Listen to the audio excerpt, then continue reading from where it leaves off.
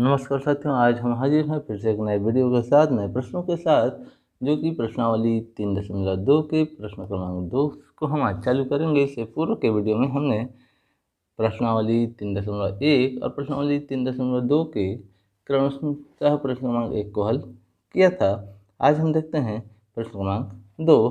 तो प्रश्न क्रमांक जो 2 है वो क्या कर रहा है, निम्नलिखित द्विघात समीकरणों के मूल ज्ञात कीजिए। अब आपको इसका क्या करना है, मूल ज्ञात करना है। और मूल ज्ञात करने के लिए हमको ज़्यादा कुछ नहीं करना है, जो क्वेश्चन दिया गया है उसमें x का वैल्यू फाइंड करना होता है। तो जैसे कि इसका पहला प्रश्न है x-4 और x-2 इक्वल 0। अब यदि आपको इसका मूल ज्ञात करना है तो मूल ज्ञात करने के लिए हमको क्या करना है, या तो से चालू करना है, या तो पहला कोष्ठक। तो पहला कोष्ठक आपको क्या है, x-4 इक्वल 0, या दूसरा कोष्ठक मतलब x-2 इक्वल 0। अब यहाँ से आपको ज़्यादा कुछ नहीं करना है, जो ये -4 है उसको इधर पक्षांतर करना है। तो x इक्वल आपको क्या मिल जाएगा, चूंकि इधर माइनस है तो उधर जाके हो जाएगा प्लस, और प्लस को लिखने की जरूरत नहीं है, तो ये हो जाएगा हमारा पहला आंसर। या यहाँ भी वैसे ही है, -2 को पक्षांतर करेंगे तो +2 हो जाएगा, तो ये हो जाएगा x इक्वल 2, और ये हो जाएगा हमारा दूसरा आंसर। तो यही दोनों आपके क्या हैं, मूल हैं। लास्ट में आप लिख सकते हो अतः x इक्वल 4, 2, यही हमारा उत्तर होगा।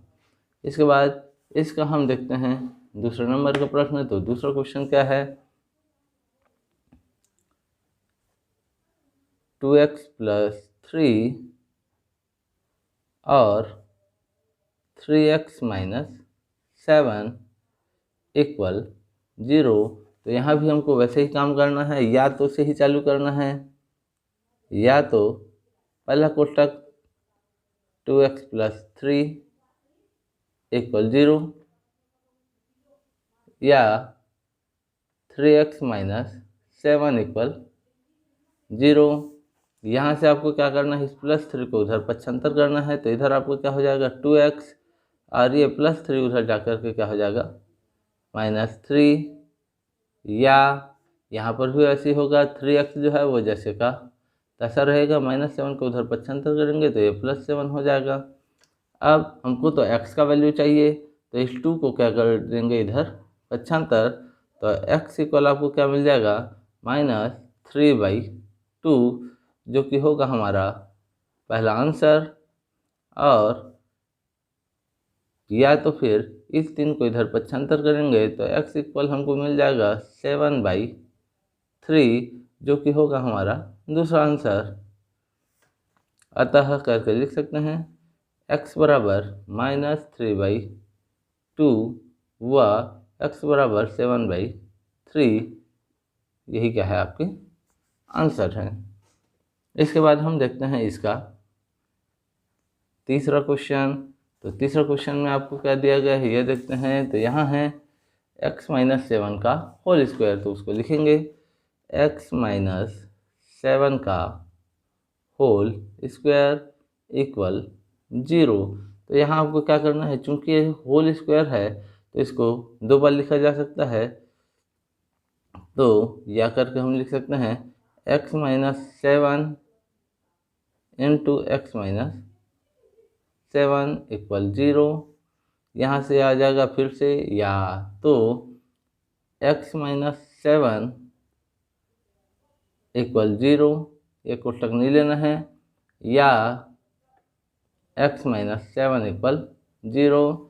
अब चूंकि दोनों ओर सेम ही है तो आपको -7 को इधर जब पक्षांतर करोगे तो x इक्वल क्या मिल जाएगा 7, या यहाँ भी वही सही होगा x इक्वल 7।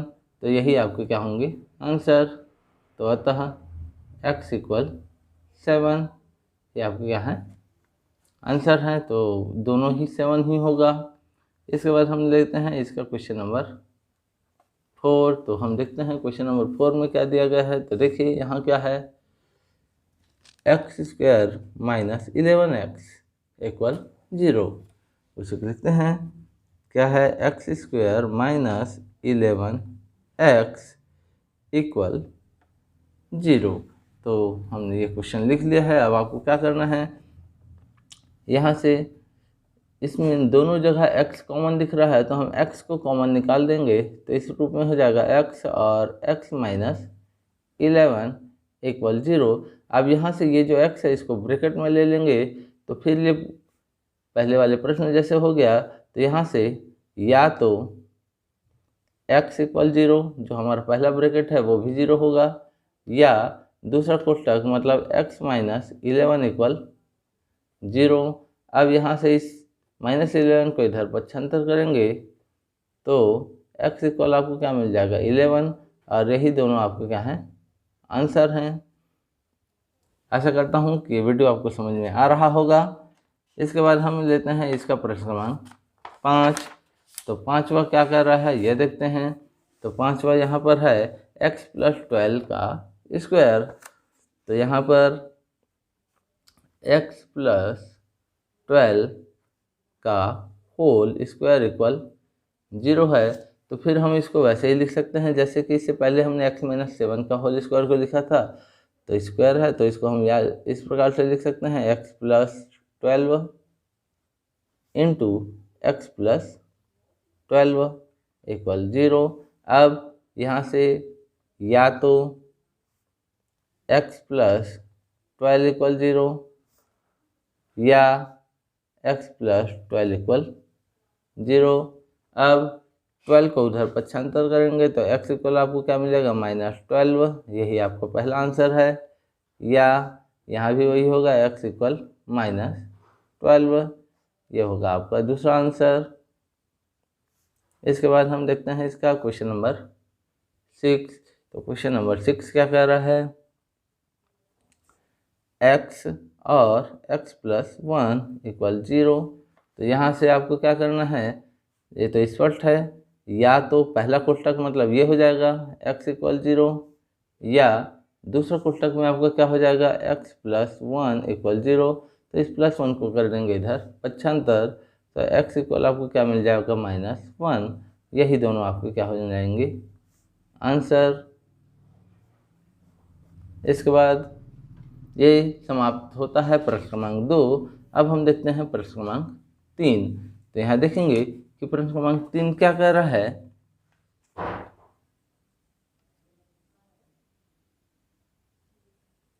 तो देखिए प्रश्न क्रमांक 3 क्या कर रहा है, क्या √2 समीकरण x square plus 2x minus 4 equal 0 का एक मूल है। तो देखिए यदि ये √2 जो है इस समीकरण के मूल होंगे तो x की जगह में √2 रखने पर इधर का पूरा पद जो है वो 0 हो जाएगा, और यदि 0 नहीं हुआ तो x इक्वल ये √2 जो है इस समीकरण के मूल नहीं होगा। तो हम चेक करते हैं कि क्या √2 इस समीकरण का एक मूल है। तो इसको चेक करने के लिए हम सबसे पहले क्वेश्चन को लिख लेते हैं, जो समीकरण दिया गया है।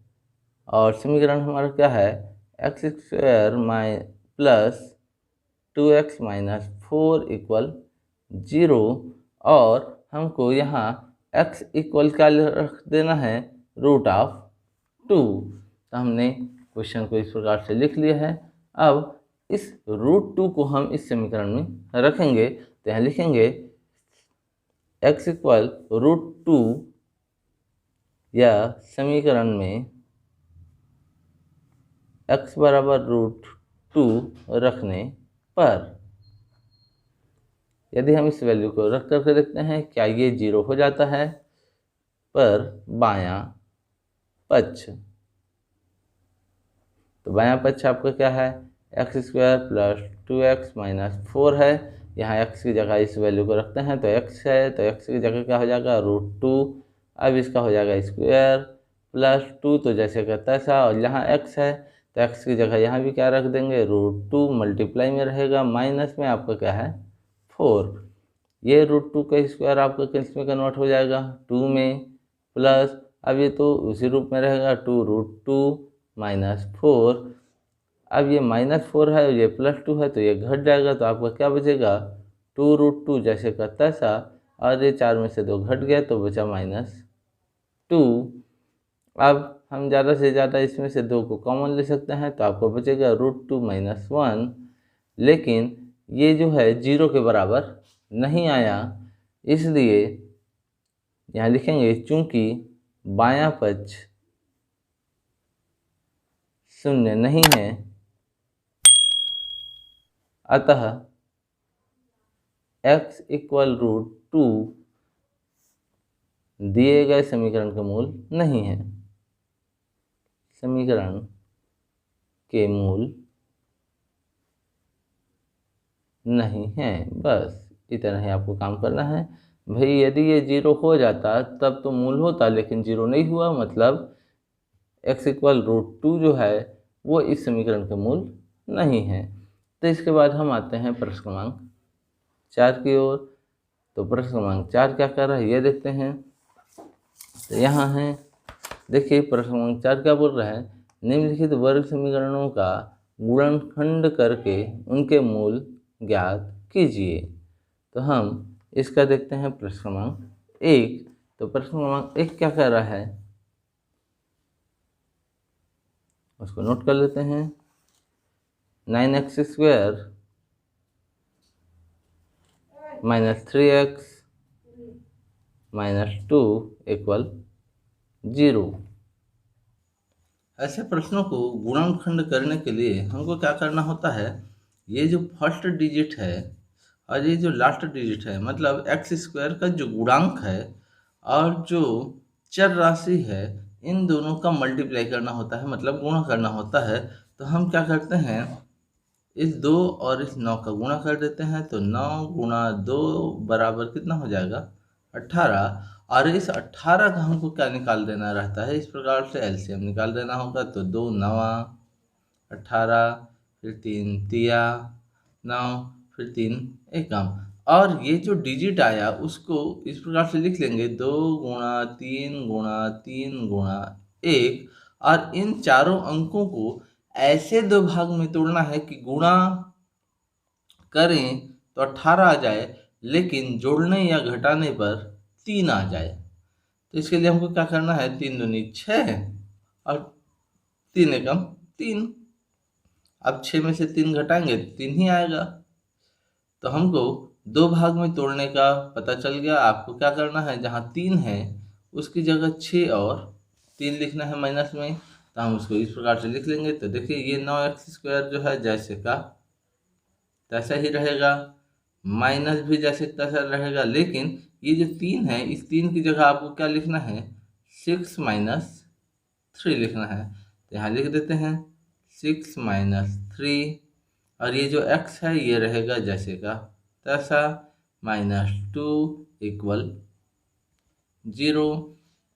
अब ये 9x² जो है फिर जैसे का तैसा रहेगा, और इस माइनस के साथ इसका गुणा होगा तो ये हो जाएगा -6। लेकिन इस 6 का गुणा x से भी हो जाएगा तो ये हो जाएगा -6x।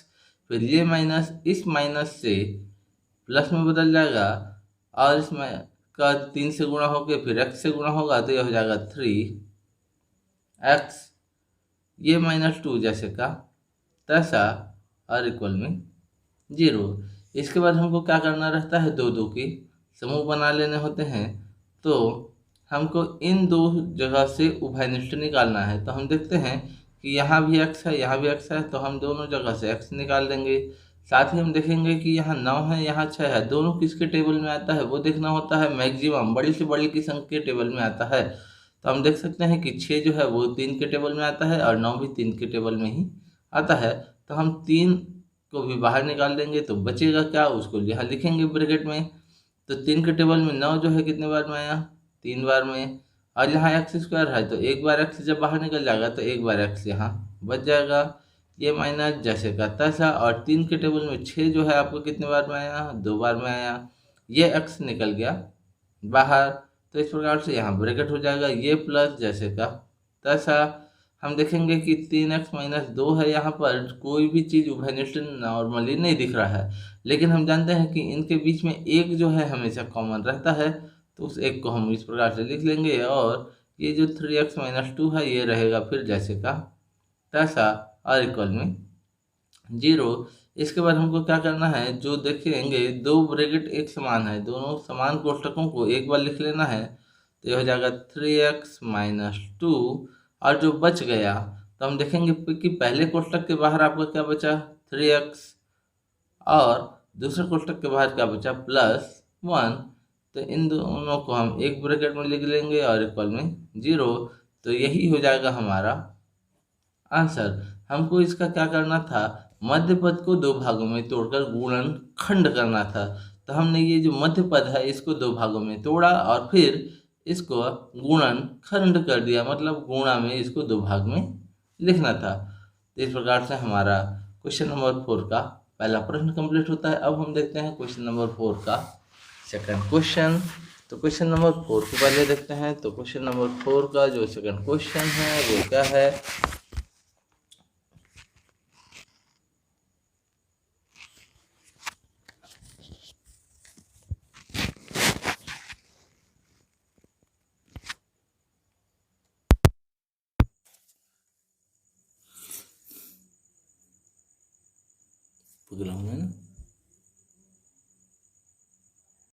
तो प्रश्न दूसरा यहाँ क्या है, 4x² + 5x = 0। चूँकि देखिए ये बहुत ही छोटा सा प्रश्न है। अब क्यों छोटा सा है, क्योंकि जब यहाँ दो ही पद होता है तो आपको मध्य पद तोड़ने की जरूरत नहीं है, क्योंकि तीन पद में कोई मध्य पद होता है। अब दो पद में कोई मध्य है ही नहीं। तो इस अवस्था में हमको क्या करना होता है, जब दो पद दिए गए हों तो केवल उभयनिष्ठ निकालना होगा। अब यहाँ पर उभयनिष्ठ क्या है, तो देखेंगे यहाँ भी x है और यहाँ भी x है। तो हम दोनों जगह से क्या करेंगे, केवल x को बाहर निकाल देंगे। तो यहाँ क्या बचेगा, आपका 4 बचेगा। x यहाँ कितने बार है, 2 बार है, एक बार निकला तो एक बार x बच गया। ये प्लस जैसे का तैसा, यहाँ से x निकला तो यहाँ क्या बच गया 5 = 0। तो इस x को हम पहला कोष्टक इस प्रकार से बना सकते हैं और यही आपका हो जाएगा आंसर। इसके बाद हम देखते हैं सीधा सीधा प्रश्न क्रमांक 4 का 3। चौथा का जो तीसरा प्रश्न है वो क्या है, वो देखेंगे 3x² - 11x + 10 = 0।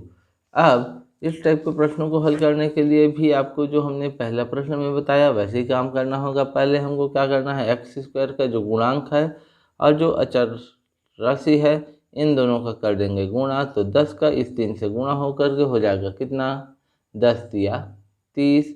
30 का हम निकाल देंगे एलसीएम, तो 2 से जाएगा तो 2 15 30 होता है, फिर 3 से तो 3 पंचे और फिर 5 एकम। तो आपको क्या मिला, 2 × 3 × 5 × 1। अब हमको क्या करना है, इन 4 अंकों को ऐसे दो भाग में तोड़ना है कि जोड़ने या घटाने पर 11 आए और गुणा करने पर 30 आए। तो हम देखेंगे 2 × 6 और 5 एकम 5। जब 6 और 5 को जोड़ेंगे तो 11 आ जाएगा और 6 का जब 5 से गुणा करेंगे तो 30 आ जाएगा। तो इस प्रकार से हमको तोड़ने का तरीका मिल जाएगा। तो हमको इस 3x² को ज़्यादा कुछ नहीं करना है, जैसे का तैसे ही रहेगा। और ये जो माइनस है ये भी जैसे तैसा, केवल इस 11 की जगह आपको क्या लिखना है, 6 + 5 लिखना है। तो यहाँ 11 है, 11 को हम क्या लिख देंगे 6 + 5, ये x जैसे का तैसा, + 10 ये भी रहेगा जैसे का तैसा।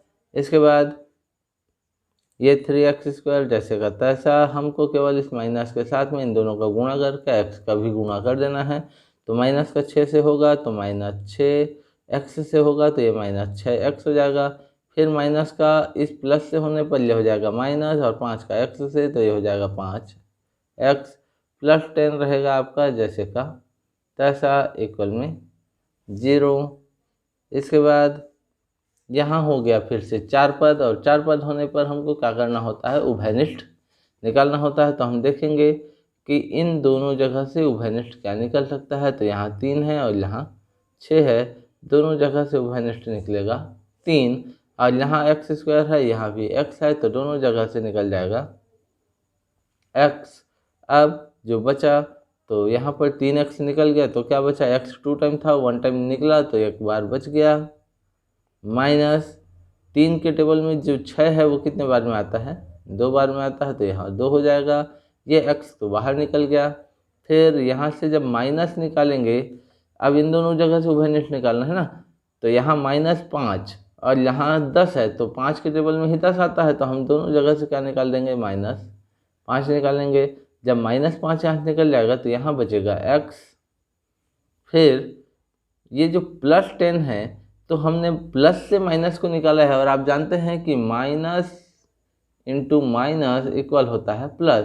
तो जो प्लस है उसमें से हम एक बार माइनस जब बाहर निकालेंगे तो एक बार माइनस बच जाएगा, तो यहाँ ये जो प्लस है ये बदल जाएगा माइनस में, और 5 के टेबल में 10 जो है 2 बार में आता है, तो इस प्रकार से हो जाएगा, और इक्वल में 0। अब 2 ब्रैकेट जो है जब एक समान हो जाए तो हम देखेंगे x - 2 यहाँ भी है, x - 2 यहाँ भी है, तो दोनों जगह से हम क्या करेंगे, x - 2 को एक बार लिखेंगे, और जो बच गया तो देखेंगे पहले कोष्टक के जो बाहर है वो क्या बचा, 3x, और दूसरे कोष्टक के बाहर क्या बचा, -5 इक्वल 0, और यही हो जाएगा आपका आंसर। इसके बाद हम चौथा देखते हैं। तो चौथा का जो चौथा प्रश्न है वो क्या है, 5x² + 3x - 2 इक्वल 0। यहाँ पर भी आपको सेम काम करना है, 5 और 2 का यहाँ मल्टीप्लाई कर देंगे, 5 दूनी 10, और जब उसका निकालोगे तो 2 और 5 ही आएगा, गुणा में 1 रहेगा। आपको लाना कितना है, 3 लाना है, तो 5 एकम 5 - 2, तो ये आ जाएगा 3। तो 3 की जगह आपको क्या लेना है, 5 - 2 ले लेना है, तो यहाँ पर उसको लिखेंगे 5x² जो है जैसे का तैसा, प्लस जैसे का तैसा, इस 3 की जगह आपको क्या लेना है, 5 - 2, यहाँ लिख लेंगे 5 - 2, और ये x हो जाएगा जैसे का तैसा, -2 भी जैसे का तैसा, इक्वल हो जाएगा 0। फिर कोष्टक हटाएंगे तो 5x² + 5x, फिर ये प्लस का इस माइनस से होने पर हो जाएगा -2x - 2 इक्वल 0। इसके बाद अब यहाँ कितने टर्म हो गए, 4 पद हो गए। जब 4 पद होते हैं तो किन्हीं 2 से उभयनिष्ठ निकालना है, तो हमको देखना है कि यहाँ भी 5 है, यहाँ भी 5 है, तो दोनों जगह से हम निकाल देंगे 5। यहाँ x है, यहाँ भी x है, तो दोनों जगह से निकल जाएगा x। तो जब यहाँ से 5x निकला तो x यहाँ 2 बार था, एक बार बचेगा। फिर ये प्लस जैसे तैसा, और 5x पूरा का पूरा निकल गया, तो यहाँ पर उसका जो गुणांक है 1 वो बचेगा।